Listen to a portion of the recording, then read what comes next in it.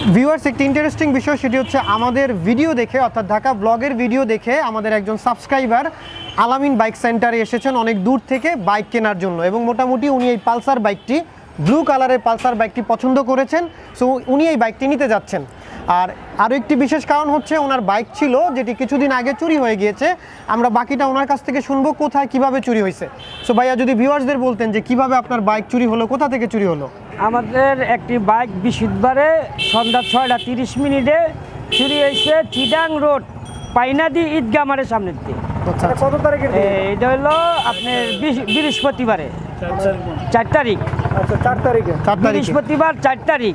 আমার গাড়ি হলো কালো আর এক হলো লাল, এই ডিসকভার 135। এই গাড়ি হলো ঢাকা মেট্রো ল, গাড়ির নাম্বার হলো 17 সিরিয়াল 1702।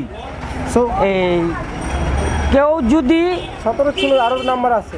না 17 সিরিয়াল 1702।